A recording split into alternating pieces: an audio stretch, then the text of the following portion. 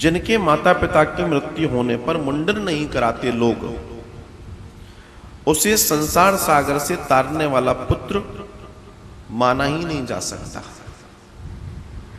आजकल एक नया फैशन चल गया है लोगों में, निकालने वालों ने भी निकाल दिया और करने वालों ने भी कर दिया कि साहब मुंडन नहीं कराएंगे, बस एक काम करो, थोड़ा सा एक बाल काट दो, इतना काट दो, थोड़ा सा काट दो।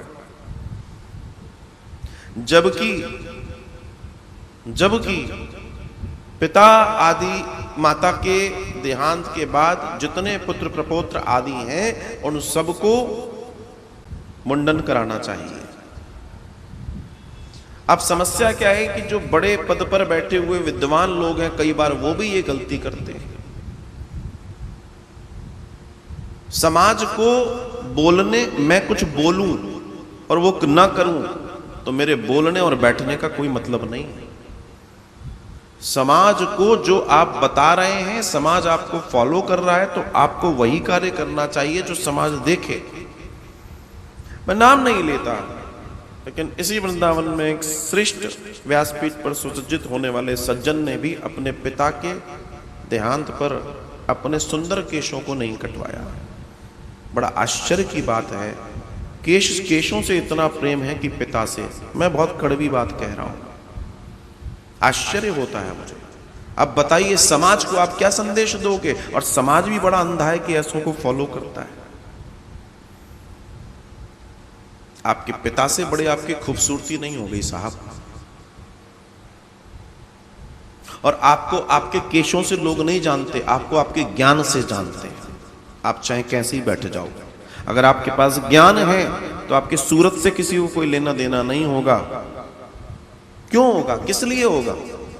आपकी सीरत से होगा। समाज में कुछ चीजें समाज के प्रबुद्ध वर्ग को, ऊपर बैठे हुए लोगों को बहुत सावधानी से देखनी और समझनी चाहिए, क्योंकि नीचे का समाज उनको फॉलो कर रहा है, उनको देख रहा है, उनको प्रतिपल देख रहा है। जो लोग इस बात को नहीं समझ रहे हैं, कहने से नहीं होगा, करने से होगा। आप करोगे तो होगा। बाबा कहते हैं जो कपालभाति कराते हैं, भाई करने से होगा, करोगे तो होगा। तो बात वही है, करने से ही होगा। जीवन में ये जो शरीर है, इस शरीर के अपने धर्म हैं और इन धर्मों को हमें अपनी अपनी स्थिति में जानकर जीना है, वरना फिर क्या होगा?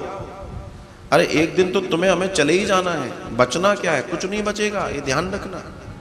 लेकिन अपना कर्म अगर आपने और हमने ढंग से नहीं किया तो ये तय मान के चलना बड़ी गड़बड़ हो जाएगी।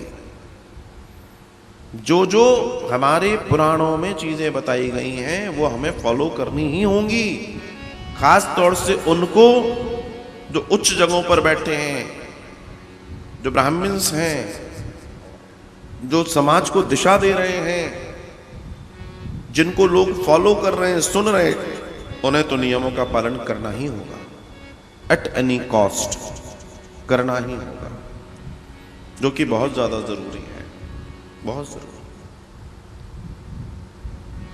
वरना जीवन का तो कोई भरोसा नहीं है, कब जय जय हो जाए कोई नहीं जानता।